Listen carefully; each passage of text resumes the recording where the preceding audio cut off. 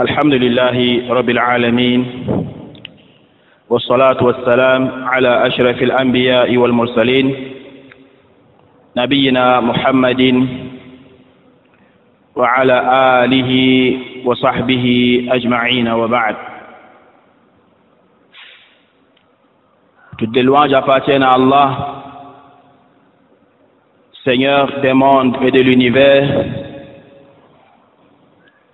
Prières et salutations d'Allah sur le sceau des prophètes, Mohammed le fils d'Abdillah, sur sa famille et ses compagnons, sur ceux qui l'ont suivi et qui vont le suivre jusqu'au jour de la rétribution. Suite à quoi, chers frères et sœurs dans la foi, nous allons continuer, bi'idhnillah, tabaraka wa ta'ala, avec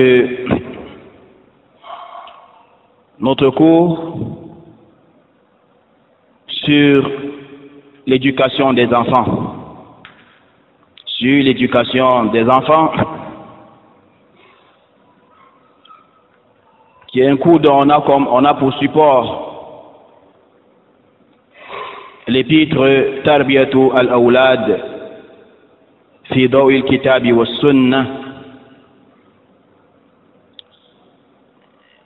l'épître ou encore l'ouvrage écrit par le Cheikh Abdus Salam ibn Abdullah As-Sulaiman,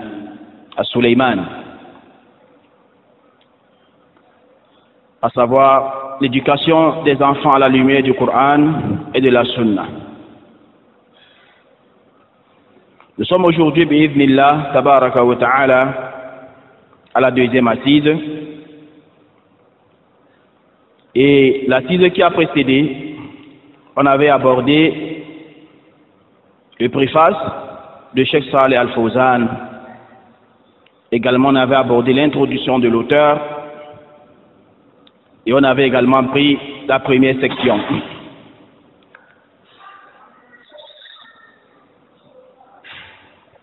Nous allons commencer, Inch'Allah, avec la deuxième section. L'auteur, il intitule en disant Al-Awlad Zinatun wa Fitnatun. Il dit les enfants sont ornements et tentations. Les enfants qui sont une richesse émanant de la part d'Allah tabaraka wa ta'ala sont en quelque sorte une richesse, sont en quelque sorte un ornement et une tentation. Et il va expliquer cela. Le premier point, qu'est-ce qu'il dit à l'Awlad Zinatun? Et il est en train de vouloir démontrer cela, pourquoi il a dit que les enfants représentent l'ornement. Et il a pour référence la parole d'Allah subhanahu wa ta'ala, d'où il dit Al-mal wal-banoun zinatul hayati dunya wal-baqiyatu s-salihatu khayrun 'inda rabbik thawaban wa khayrun amala. Allah a exalté ceci dans le Coran, dans la sourate la caverne, verset 46. Allah dit les biens mondains. Allah dit les biens et les enfants. Allah ici a énuméré deux choses. Allah dit les biens et les enfants sont l'ornement de la vie de ce bas monde.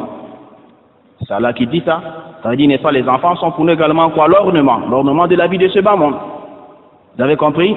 Et par la suite, Allah dit, n'est-ce pas, cependant, les bonnes œuvres, ou encore les bonnes actions, telles que les bonnes actions, les prières, les actions de soumission à Allah tabaraka wa ta'ala, tout ce qui est comme, n'est-ce pas, bonne œuvre, les bonnes paroles, le rappel d'Allah tabaraka wa ta'ala, par la glorification, les louanges, les remerciements. Ça va dans, n'est-ce pas, l'exemple de quoi? Al-Baqiyatu Salihat. Al-Baqiyatu Salihat, il n'est pas Khayrun 'inda Rabbik. Yani, ces œuvres qui persistent ont auprès de ton Seigneur une meilleure récompense et suscitent une belle espérance auprès d'Allah subhanahu wa ta'ala. Et l'auteur dit وقال تعالى زين للناس حب الشهوات من النساء والبنين. Allahu Akbar. C'est dans la sourate la famille d'Imran. Verset 14, Allah subhanahu wa ta'ala dit, n'est-ce pas, on a enjolivé aux gens l'amour des choses qu'ils désirent. On a n'est-ce pas, enjolivé l'amour des choses, n'est-ce pas, qu'ils désirent, telles que quoi? Les femmes, les enfants. Les femmes et les enfants. Voilà donc les deux versets que a mentionné l'auteur pour nous faire comprendre que, n'est-ce pas, les enfants sont également quoi? L'ornement. L'ornement de la vie de ce bas monde. Et par la suite, il est en train de vouloir nous démontrer également que al-awlad fitna. Al-awlad fitna. Que les enfants également, n'est-ce pas, peuvent être une tentation. Et il apporte comme référence le verset d'où Allah subhanahu wa ta'ala, il dit Innama amwalukum wa awladukum fitnah wallahu indahu ajrun azim. C'est dans la sourate At-Tarabun, c'est-à-dire la sourate de la grande perte, verset 15. Allah subhanahu wa ta'ala dit, Allah exalté soit-il, dit vos enfants et vos biens, il dit, n'est-ce pas, vos biens et vos enfants ne sont qu'une tentation, alors qu'auprès d'Allah est une énorme récompense, à savoir le paradis qui est, n'est-ce pas, pour les croyants et les bienfaiteurs. Et par la suite l'auteur dit Baynama Rasulullah sallallahu alayhi wa sallam ala al-minbar yakhutub إذ أقبل الحسن والحسين يمشيان ويتعثران عليهما قميصان أحمران فنزل رسول الله صلى الله عليه وآله وسلم ثم قال صدق الله. الله أكبر. ثم قال نعم صدق الله إنما أموالكم وأولادكم فتنة رأيت هذين الغلامين يمشيان يتعثران فلم أصبر حتى نزلت وحملتهما. رواه أبو داود. Il est dit barakallahu fikum, comme cela est rapporté par Abu Daoud et Ibn Majah et Tirmidhi, le hadith de Bourayda et de Hussein. Il dit, n'est-ce pas, un jour j'étais assis autour de l'envoyé d'Allah sallallahu alayhi wa sallam. Le messager d'Allah sallallahu alayhi wa sallam, n'est-ce pas, était sur le minbar. C'était, n'est-ce pas, sur quoi? Sur le minbar, en train de prêcher, en train de leur faire un sermon. Il dit, soudain, ont apparu Al-Hassan et Al-Hussein. Al-Hassan et Al-Hussein, les deux, ils ont apparu. Il faut noter que Al-Hassan et Al-Hussein, ce sont, n'est-ce pas, les deux petits-fils du prophète Mohammed sallallahu alayhi wa sallam, dont leur père est Ali ibn Abi Talib, radiyallahu anhu, et leur mère est Fatima, la fille du prophète sallallahu alayhi wa sallam, radiyallahu anha. Donc, étant sur le minbar en train de faire un prêche, les sahaba assis autour de lui, il a aperçu, n'est-ce pas, ces deux enfants qui marchaient et trébuchaient en marchant. Ils avaient porté sur eux, ces deux enfants, des qamis de couleur rouge. Qu'est-ce qu'il a fait? Il est descendu du minbar. Il a porté, n'est-ce pas, ces deux enfants avec lui. Il a dit par la suite, Sadaqallah, Allah s'est dit vrai. Lorsque Allah dit dans le Coran, Innama amwalukum wa awladukum fitnah. Vos biens et vos enfants ne sont qu'une tentation.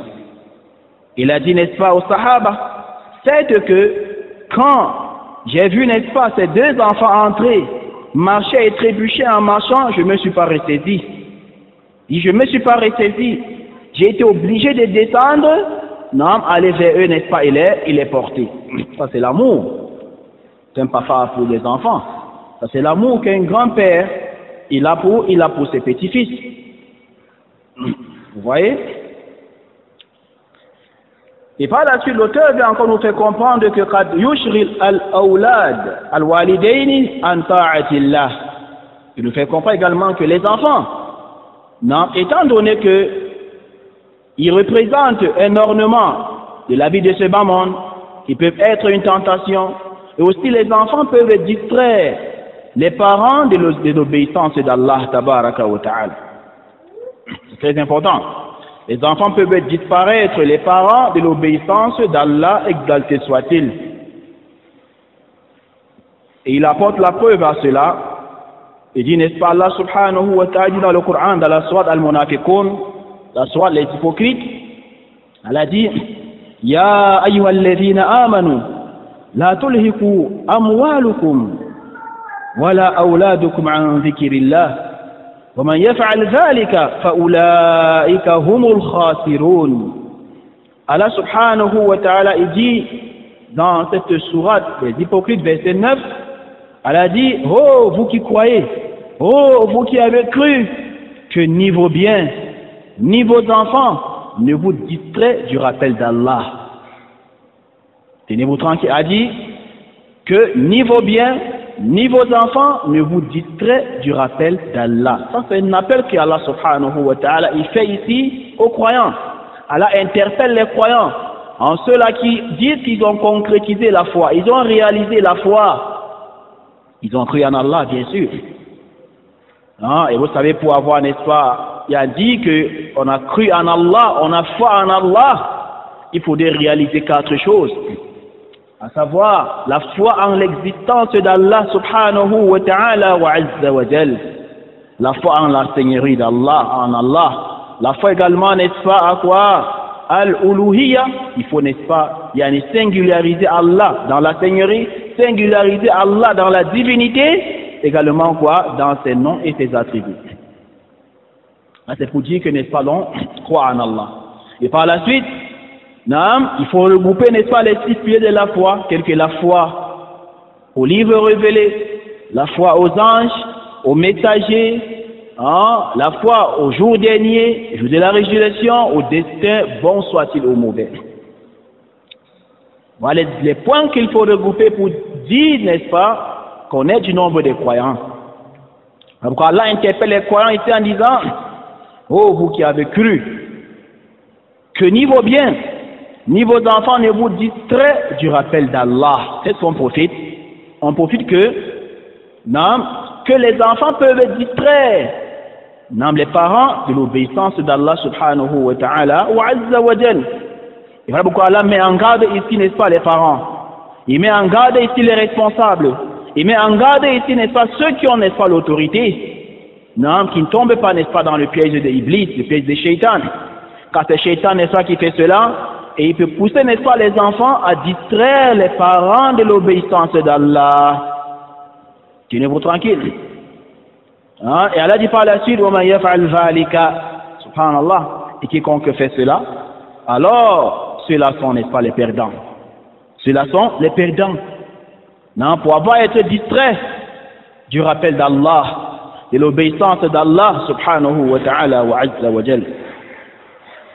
Et par la suite, l'auteur a encore énuméré ici un autre verset d'où Allah subhanahu wa ta'ala il dit, Allah dit, Ya ayyuhalladhina amanu, inna min azwajikum wa awladikum aduwwan lakum fahdharuhum. Soit la grande perte, At-Tarabun, verset 14.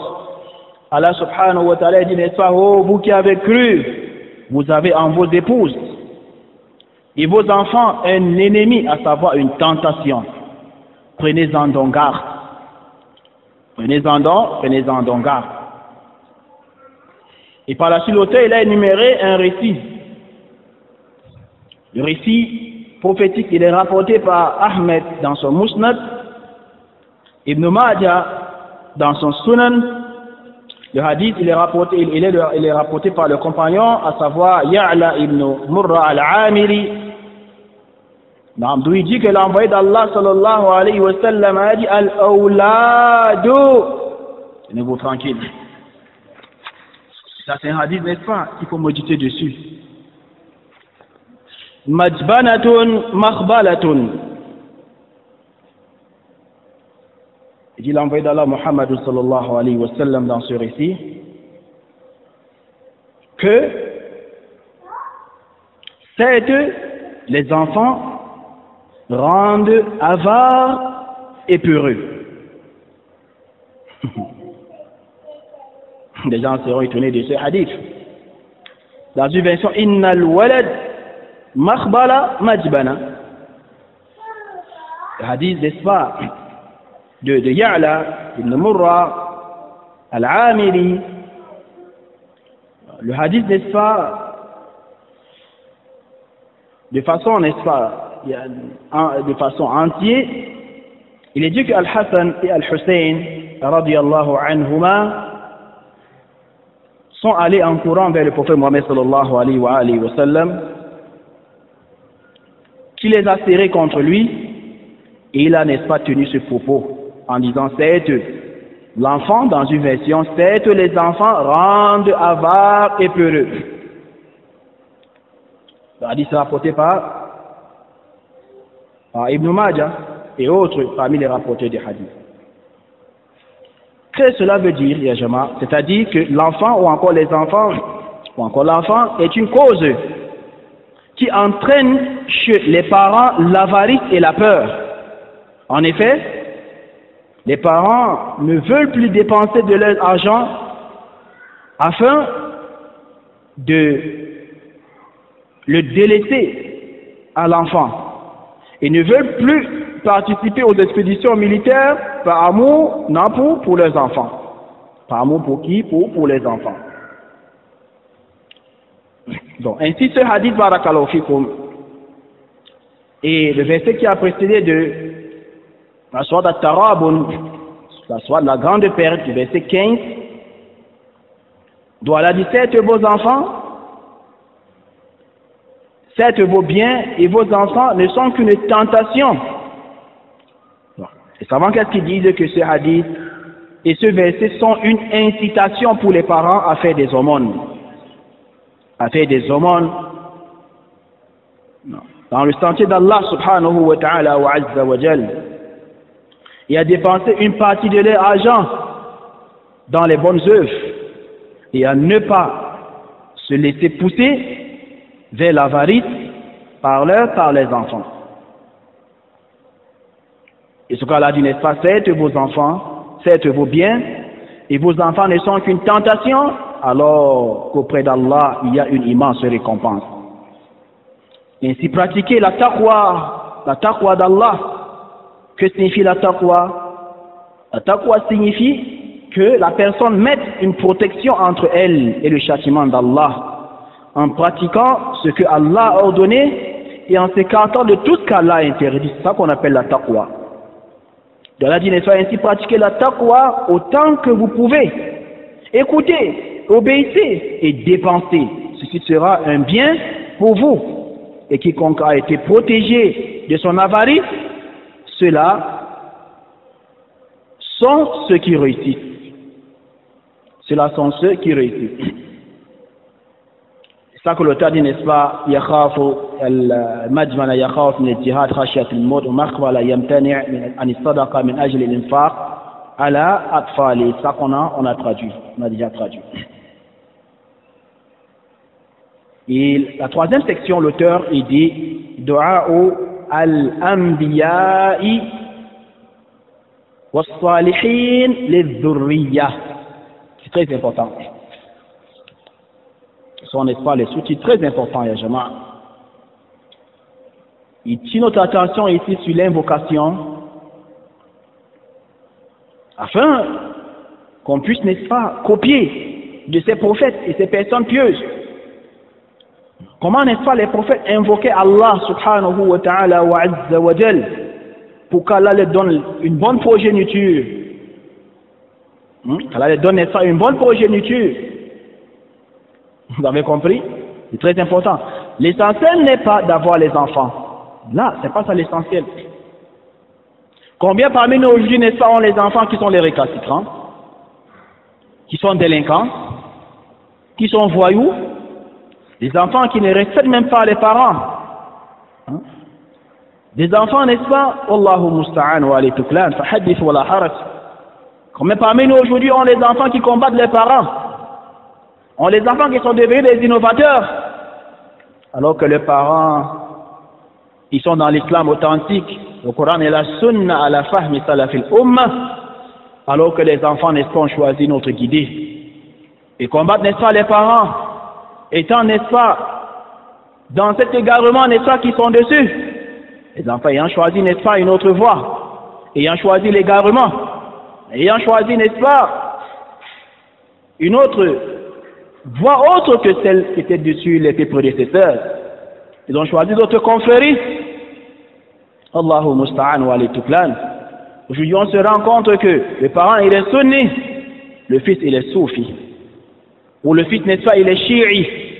Ou le fils, il est mécréant.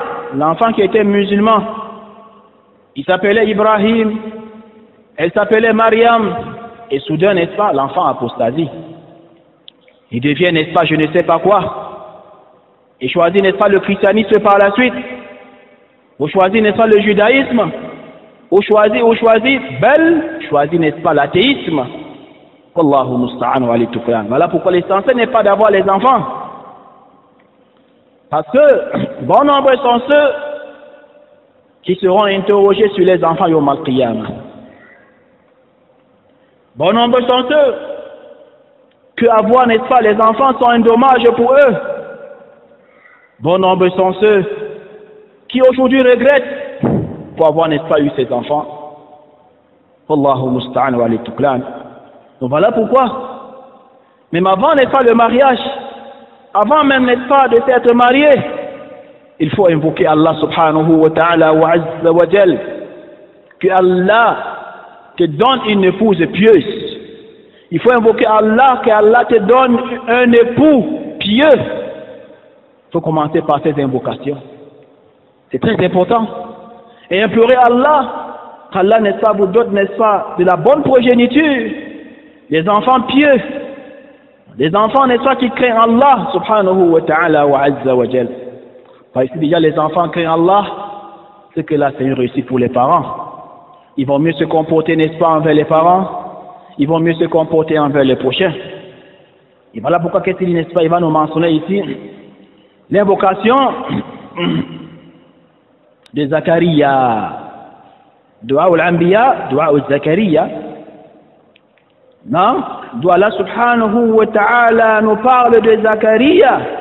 Dans la sourate Al-Imran, la famille d'Imran, verset 38, Allah dit Hunalika da'a Zakaria Rabbah.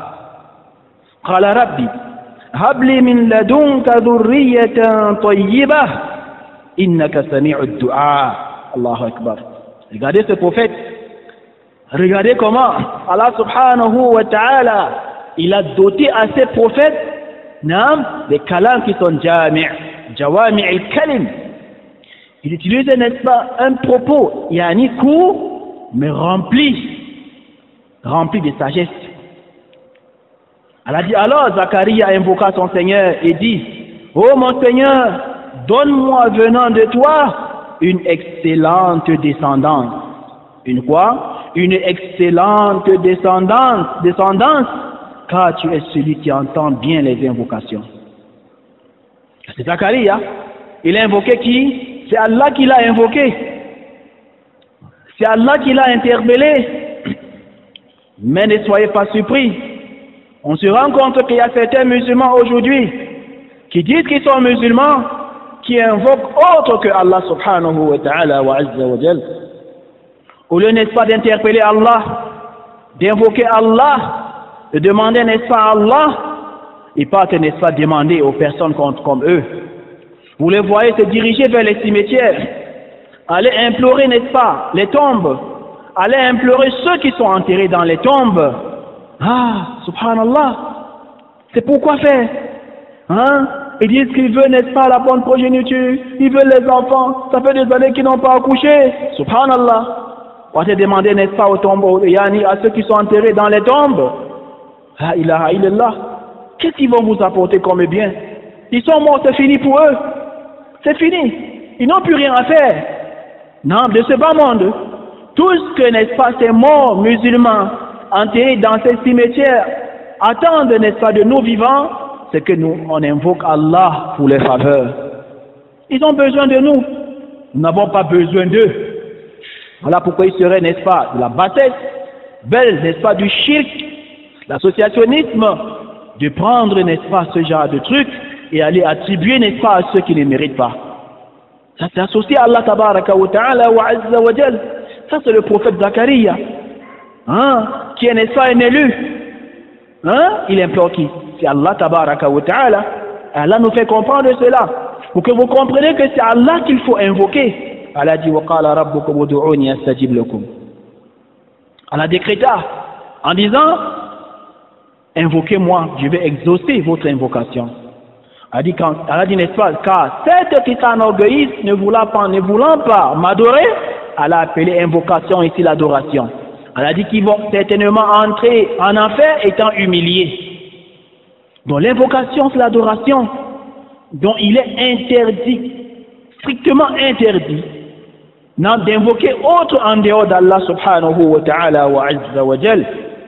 Donc, vos vœux, vos besoins, il faut exposer cela à Allah subhanahu wa ta'ala, car Allah est celui-là qui entend bien les invocations. C'est lui le Seigneur de l'univers, c'est lui le Créateur suprême. Zacharia, il a invoqué qui? Allah. Il demande à Allah quoi? Une excellente descendance. Allahu Akbar. Car si l'on, n'est-ce pas, est doté d'une excellente descendance, c'est que ça c'est une réussite pour la personne. Wallahi.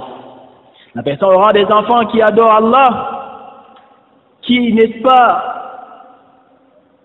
vouent le culte exclusif en Allah subhanahu wa ta'ala wa azza wa jal. Ça c'est une joie. Ça c'est une jouissance, n'est-ce pas, pour les parents. Et par la suite, l'auteur, il nous a mentionné ici un exemple. Il dit, وَمِن دُعَاءِ الصَّالِحِينَ, parmi l'invocation des personnes pieuses. Tenez-vous tranquille, Allah dit, وَالَّذِينَ يَقُولُونَ رَبَّنَا هَبْ لَنَا مِنْ أَزْوَاجِنَا وَذُرِّيَّتِنَا قُرَّةَ أَعْيُنٍ وَجَعَلْنَا لِلْمُتَّقِينَ إِمَامًا. Allah dit, et qui disent, à savoir ces personnes pieuses, Seigneur, donne-nous à nos épouses et nos descendants la joie des yeux. La joie des yeux. Et fais de nous un guide, n'est-ce pas, pour les pieux. Ça c'est une bonne invocation, Yajama. Qu'à la face de nous, n'est-ce pas, des guides, non, pour les pieux. Un guide, n'est-ce pas, pour les pieux. Une bonne invocation. Ils demandent à Allah, n'est-ce pas, de faire ce que leurs épouses et leurs enfants soit pour eux, n'est-ce pas, la joie des yeux, une jouissance. Ça c'est lorsque Allah a facilité à quelqu'un d'avoir, n'est-ce pas, les enfants croyants. Ceux-là qui craignent Allah, la ilaha illallah. Et voilà pourquoi il est très important, dès le bas âge, n'est-ce pas, aux parents, il est très important que dès le bas âge des enfants, que les parents tâchent moyen de donner la bonne éducation, n'est-ce pas, aux enfants de le bas âge. Car dès lors que les enfants ils vont rater cette éducation, ça sera une perte totale. C'est pourquoi tous les enfants que vous voyez aujourd'hui, dans les rues, dans la délinquance, celles qui forniquent, les prostituées et autres, le désordre total, le banditisme, le voyoutisme, non, au point où, n'est-ce pas, on se rend compte que certains enfants aujourd'hui, ils sont encore allés même au-delà. On entend un peu de partout que certains enfants aujourd'hui, n'est-ce pas, font dans le trafic d'ossements humains. Subhanallah. Ou que vous voyez, n'est-ce pas, à quel niveau le diable, il a amené, n'est-ce pas, ses enfants. Tout ça est dû à quoi? À la mauvaise éducation que ces enfants, ils ont eue. Certains enfants aujourd'hui, n'est-ce pas, c'est l'argent facile qu'ils veulent. Plus pire encore même que cela, les enfants, n'est-ce pas, ont opté pour les chemins de l'égarement. Ils ont opté, n'est-ce pas, pour les sectes sataniques. Certains enfants, aujourd'hui, sont, n'est-ce pas, dans les Illuminati, dans la rose de croix, dans la franc-maçonnerie, dans certains sectes parmi les sectes diaboliques, sataniques que vous connaissez. Tout cela est dû à quoi? La mauvaise éducation qu'ils ont eue dès le bas âge. Et le laxisme, n'est-ce pas, des parents envers, n'est-ce pas, ces enfants. Non, certains enfants aujourd'hui, ils ont opté pour l'égarement. Certains enfants, ils ont apostasié. Non, ils ont quitté de l'islam. Pourquoi? Pour le christianisme. La hawla wa la quwwata illa billah. C'est des enfants aujourd'hui. Fahadith wa la haraj.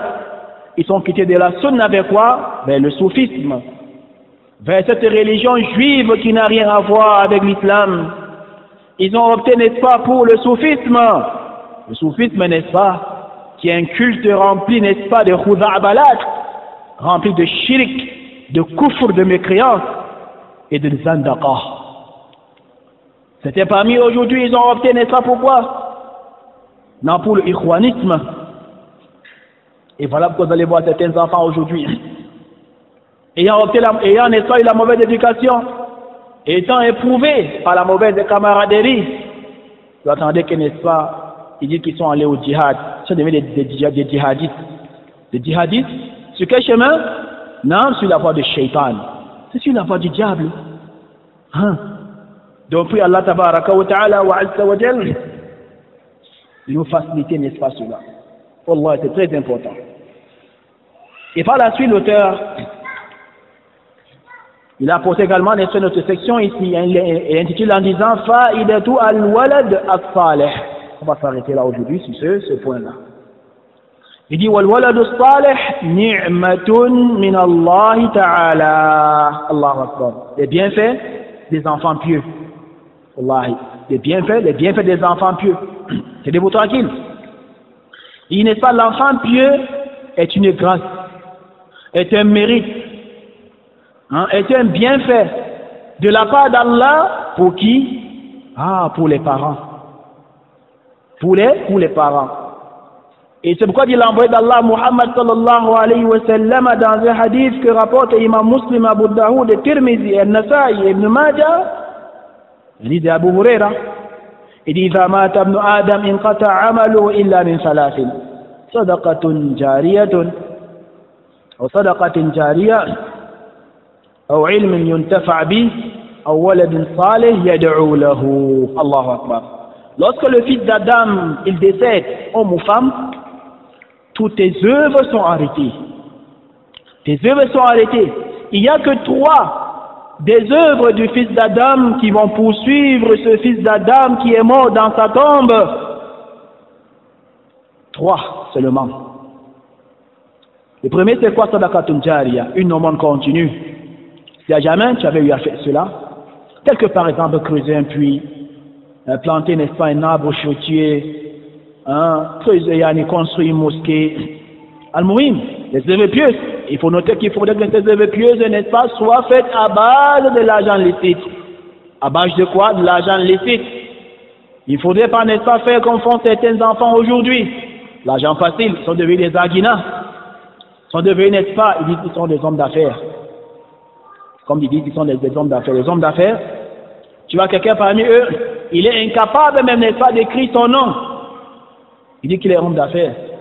Ils sont devenus des malhonnêtes, des fémins, des bandits, des agresseurs, des coupeurs de route, des malfrats.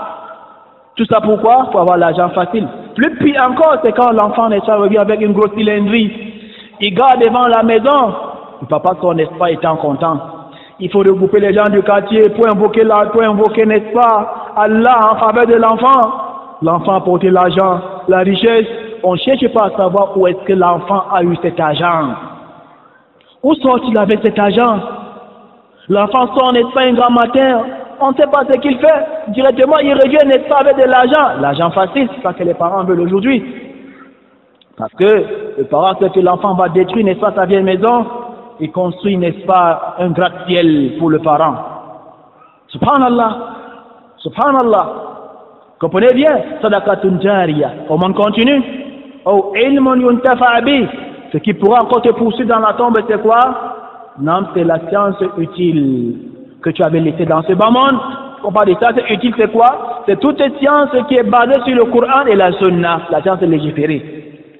Tu as eu enseigné les gens, tu as eu écrit les livres, les gens vont rester, n'est-ce pas, continuer dans cette lancée.